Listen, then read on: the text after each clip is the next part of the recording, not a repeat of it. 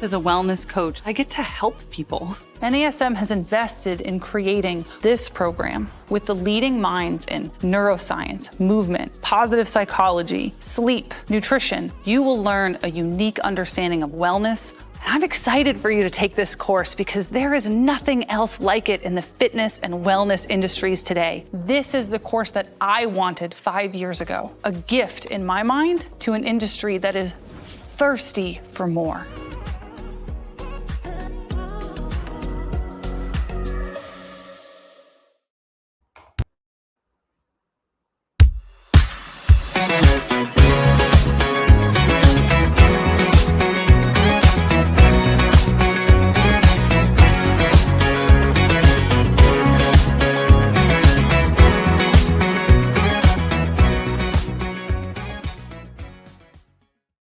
Well, hello there, listeners, and welcome to this week's episode of the Better Than Fine podcast. I'm your host, Darlene Marshall, and today we're going to talk about pragmatic optimism. But first, I want to tell you about a little something I've been working on. You know, if you've been a fan of the show for a while, you know that we're committed to evidence-based practices and no-nonsense practical information that you can actually use to help you build a life that works for you. And toward that mission, I've recently launched a Substack called More Better that we're taking the practices that we talk about on the show and we're organizing them in a way that allows you to work on your life in a more cohesive way. Because let's face it, the wellness space is just flooded with things you could try. So how do you know where to start? How do you know what's actually good information? And every week I'm going to be adding to that.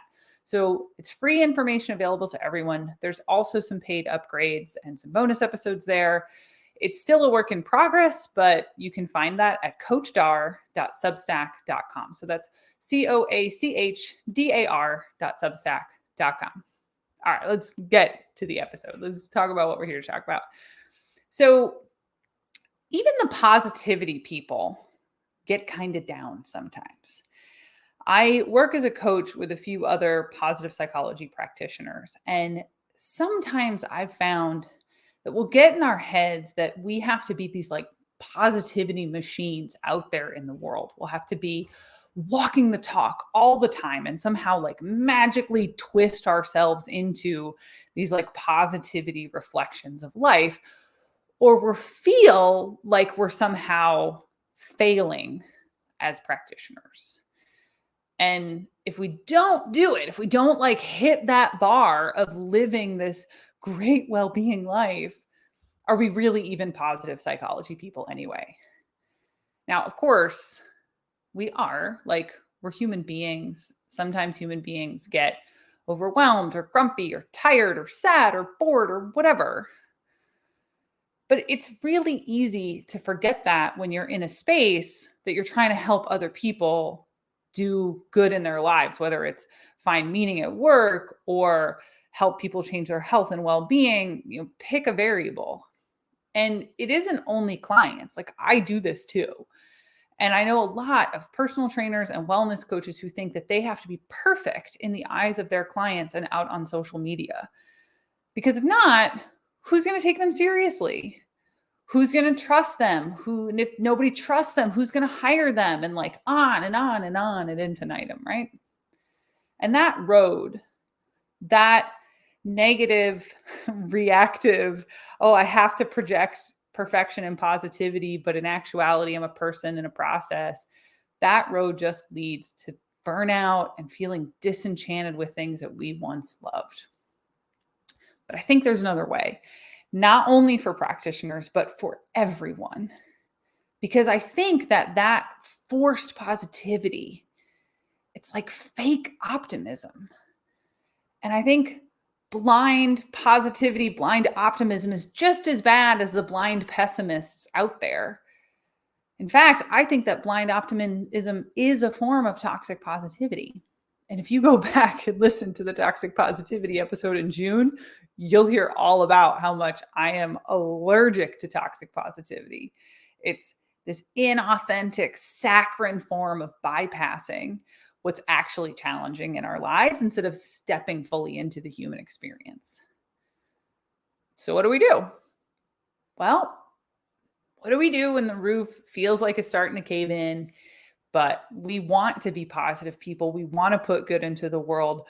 We want to, even just for ourselves, have a positive outlook, a positive approach, and a positive emotional state. And like I said, this happens to me too. This happened to me yesterday.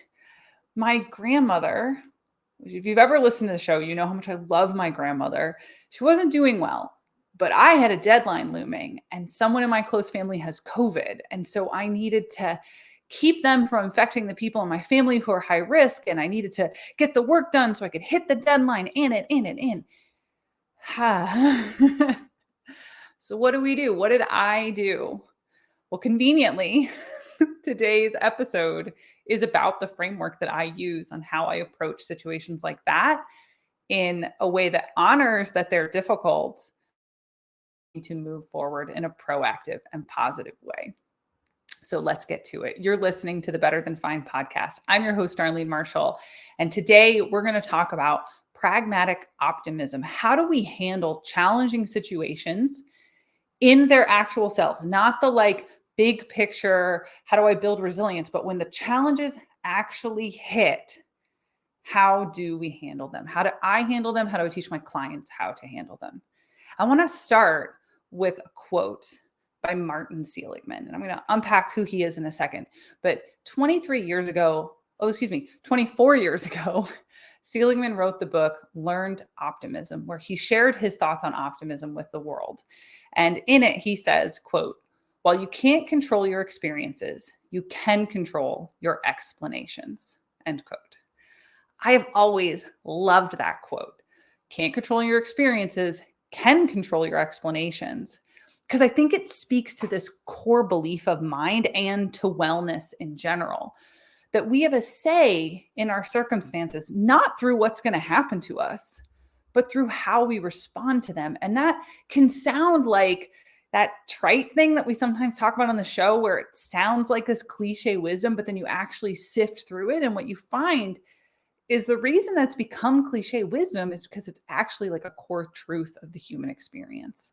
And quite a bit about what I'm going to talk about today is speaking around the science at that core truth. You can't control the experience. You can control the explanation. And of course, there is a lot more to well-being than not having a say in our circumstances. Like, our circumstances create our level of education, our opportunity, the ideas we're exposed to, our health, because we can't always change any of that.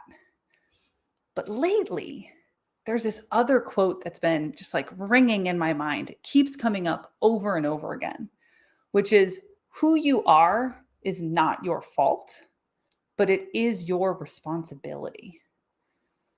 So many of us learn the idea that optimism and pessimism are part of who we are.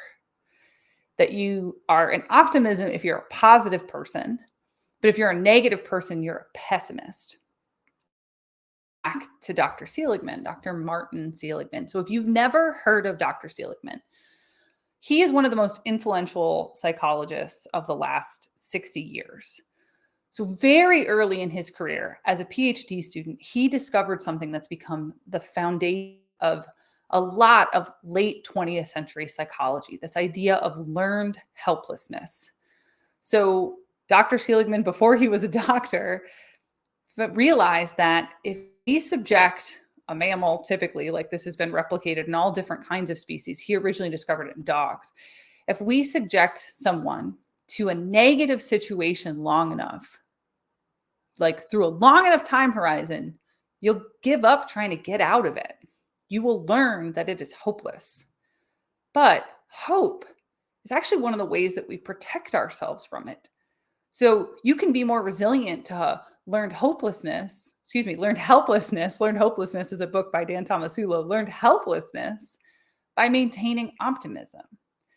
So Seligman goes on to do many other things, including formally kicking off what we call positive psychology. But one offshoot of learned helplessness has been Seligman's work on optimism and pessimism. And he calls these two explanatory styles. So it's how we explain our circumstances to ourselves. So let me pick up that example from the intro. Yesterday, My grandmother's having some issues. I love her more than anything. Don't worry, my husband knows. She's having this bad day. I'm behind on the deadline. I run over to her house thinking that I'm just going to drop something off. But when I get there, something is wrong and she really needs help working through it. So I sit down, and in that moment, how do I explain my own struggle to myself? Is she a burden that I have to deal with, and it's going to be stress and anxiety for however much longer she lives? Or is this an opportunity to connect with someone? Because how many more conversations am I going to get to have with her in my life? And I can always get the work done later, right? I can shove something else back. I can ask for an extension. I can figure it out. Now, it's been one of the biggest gifts in my life that I have learned about that kind of awareness. And it's also, I want to recognize the privilege that I have the freedom that I can just drop everything and run over there to take care of her. But being able to catch myself in that moment and to reframe if I'm having that negative thought, to explain it to myself in that moment is an opportunity. That is explanatory style. So Seligman says that optimism and pessimism aren't part of our personality. They're part of this filter that we use to interpret the world to ourselves. And specifically, it's the filter of how we interpret our challenges. Pessimism is when we see challenges and difficulties and strife and all the things that come up in a human life, when we see them as these three things. So pessimism is when it's pervasive, permanent. It's always going to be difficult. Pervasive. It's not just this situation that's bad, but everything that's bad. And personal. It's bad because I am bad. So pessimism it's the problem makes it permanent, pervasive, and personal. Now, many people I talk to feel this way about the last few years that we're all in. And I want you to specifically think about how we talk about something like climate change, right? Permanent, pervasive, big, and overwhelming. It's like the perfect example of how to cocktail learned helplessness. Or think about the way that wellness is sometimes marketed to us, that something's wrong with you. And so you need to take a supplement or do the specific workout so that you don't fall into everything that's wrong with you, right? That makes it personal. So if that's pessimism, the flip side of that being optimism, that's when we react to the situation, recognizing that our challenges are temporary, right? They're not going to go on forever. They only affect the area of the problem. So we can isolate them to what the problem actually is. And they're not a reflection on me, because bad things happen to everyone eventually. So let me spin this another way. If you're a pessimist, you think this sucks and it's always going to suck because I suck. And now everything sucks. An optimist thinks, wow, this sucks, but it won't always suck. It's just this part that sucks. And, bad things happen to everyone eventually. So those are some pretty different lenses on how we interpret when challenges come up. But I also want to point out that while optimism sounds really good, the researchers into explanatory style are really mindful to point out that optimists are not very good at gauging risk and how things can go wrong. So like the rose-colored glasses mean that you don't anticipate bad things that might happen to you all that well. So I've got a really great example of this about climate instability. To circle back to that, someone I know recently shared that they've never taken this whole climate thing all that seriously because they believe so strongly in human ingenuity that they know we'll figure it all out. And my take on it was, in order to figure it out, doesn't someone have to take it seriously? Like, we need somebody who recognizes threats and then is proactive so we end up with a solution. And I definitely don't want to go into a climate quagmire here. That's not what this show's about. I just think it's an interesting example that on this really big scale, we can see the way that we're kind of being conditioned toward helplessness when in actuality, what we need is resilience and to be proactive. And so how we talk about our problems is going to affect how we react when solution times comes.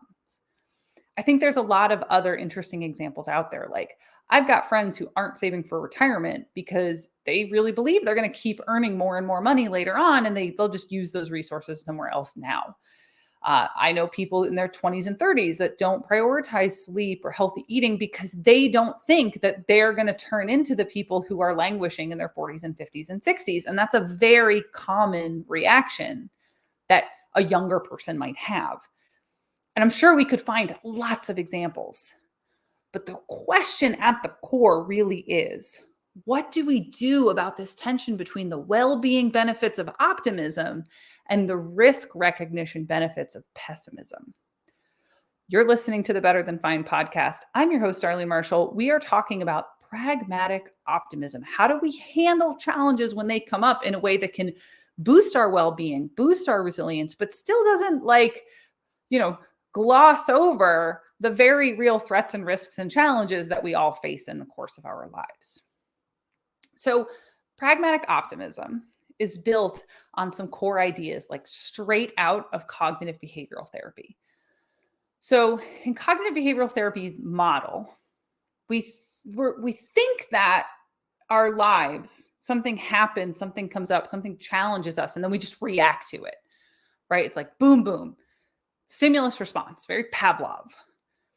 Now, in reality, that reaction is based on a set of beliefs and internal programs, what I like to call your internal black box, the subconscious data recorder of your social programming, your unconscious biases, your beliefs about yourself, your beliefs about the world, kind of all of that together. We think that we don't have a choice but to react. Now, in reality, we can learn to pause, to filter the black box feed a little bit and be intentional with our reactions, which is how we actually begin to change our behavior over time, right? We're shifting the feedback loop from just black box boom to black box pause. What are we going to do with this? Now, it's true whether we're talking about habits we want to break, how we communicate with our partners, our negative self-talk, pick a variable. Everything that stimulates you, you could pause and choose something else. So when the challenges come up, how do we gain these benefits of pessimism, the hope of optimism in a stressful situation? It happens around what we do in the pause. And here's my 3-step process for it. So step 1, you got to recognize you're in it in the first place. You've got to catch yourself in that moment of stress, in that stimulus response, that pause in the middle. You got to catch it.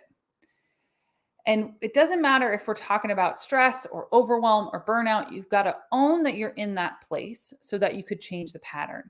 And it might sound easy and obvious, but how many people do we all know that get reactive the second that they get stressed out? So this step is really critical, and it's harder than it sounds. But what I teach my clients is to pay attention to the signals of stress that their bodies are giving them. So does their jaw get tight? Does their kind of shoulders grip up? What is it in their bodies that say they're in that moment? And through whether it's body scan meditations, or we'll do kind of like the military does after action reports, when the client has had something stressful happen, we'll revisit the situation, talk through their behavior, and start looking for what were your signals that you were on that path? And that allows them to cultivate an awareness that this moment is happening. They can catch themselves in it. So when you realize you're in that moment of tension, it's time to move on to step 2. Now, step 2 is to be 100% honest with yourself about the situation that you find yourself in. If you don't already have all the information that you need about the situation you're in, now it's time for information gathering. So here's another example from my own life. I definitely lean toward optimism. Anybody who knows me in my private life is going to tell you that. Now, in my 20s, It was probably a lot worse than it is now. I had a very much like, it'll be fine spirit going for me. And it resulted in a few situations that I'm not very proud of. Now, one of them was I was in this job that was just like absolutely crushing me. I wasn't making my bonuses, so I wasn't taking in as much money as I was used to making or that I had budgeted for. And I ended up racking up some credit card debt. Not a ton of debt, but enough that I was embarrassed that it had happened. So first, step one, I had to admit that that's what was happening. The snowball was rolling downhill and I was about to get run over. Then I had to assess the damage, and that's the step two. So like, how much debt are we actually talking about? What's the interest rate? How much extra money am I making? Where could I trim my expenses? What's a payoff timeline that's reasonable? Is that going to put me underwater? Am I even going to chip away? Like, I needed to know the lay of the land before I could, get my marching orders. You've got to know what you're in so you can figure it out. Now, one of the challenges of this step is to have that kind of situational acceptance without shame, blame, and guilt, because we know that they shut you down, right? I was embarrassed by the debt. So, I was in a relationship at the time and I wanted to hide it. I didn't want to tell him, but ultimately I had to own it, right? The negative emotion could have shut me down, and a lot of people get stuck here. So part of this step then becomes the emotional intelligence to work through the challenges when they come up. So you might go to therapy, you might talk to a good friend. If you don't have those resources, you could go back to June's episode, Emotions or Information, to unpack some of the challenging emotions as they come up. And you'll also want a growth mindset. For that, the August episode, Changing Your Mindset from Fixed to Growth. Because if you get stuck in that fix, like, oh, I failed, that's not optimism, right? Now we're stuck in the pessimism loop. So we want to embrace this growth mindset, like, okay, life and living, I'm learning through the process. Here we go. So once you've got all your information clear, you've accepted your circumstances, you've let yourself feel your feelings, and you're really owning 100% honest with yourself. This is the situation that we are in, champ. Now it's time for step 3. You're listening to the Better Than Fine podcast. I'm your host, Darlene Marshall. We are 2 steps into the 3-step process of pragmatic optimism. So step 3, this is the big one for me. And once I have gotten to know myself well enough that steps 1 and 2 are kind of automatic now, I'm like in it. I know my circumstances. I'm not hiding from myself. Okay, step 3, what is the most proactive and positive step that's available to you right now? Not a week from now, not once your ship comes in, not when you hit the lottery or you get like a sugar daddy or a sugar mama or a sugar non-binary provider person. Now, get specific and go do it now. The most positive, proactive step. Now, this might require some brainstorming, right? Because you're automatic, like stress, react. You might have to think of other solutions than what you would normally lean into to come up with something positive and proactive. But what you're doing there isn't just telling yourself like, okay, we're going to be the optimistic person now. You're not just solving the situation you're in. You are training yourself. Just like I just talked about how I trained myself to kind of do 1 and 2 automatically. You're training yourself that this is now what's in your black box. The more effort that you put into the problem solving, the investment in the honesty, the more that you're reprogramming the black box to do this as part of who you are. So doing the proactive and positive thing gets you unstuck, and it changes your circumstances. Not only does it change the way you think about the problem, it changes the way you think about yourself. And now you're actively engaged in solving the problem, which puts you in a different position in your life. Now, you might have to repeat these steps many, many, many times if you're working through something really big, right? Because if I take the proactive, positive step toward a big problem, well, then I got to take another one and another one and another one to make progress. But when we look at like paragons of resilience, and I've got two cultural examples. So Viktor Frankl wrote about the Holocaust in Man's Search for Meaning. And James Stockdale wrote about being a prisoner of war in Vietnam in Good to Great. They both were in these incredible, long-term, high-stress, easy to lean into helplessness situations. And the processes that they describe match these three steps. Be honest, recognize that you're in a situation that requires pragmatic optimism. Be 100% honest about the situation that you're in, the resources that you have, what is actually going on with you. Accept those facts as true, and then do the most proactive, positive thing you can do right now. And then the next thing, and then the next thing. And that balances that hope, that optimism, that forward thinking without being blindly positive, because you are being honest about the threats, the challenges, the resources, or the constraints. And doing this shifts your circumstances over time. And then because you're different and your circumstances are different, your opportunities are different, and things show up that weren't there before, gradually moving you in the direction that you want to grow.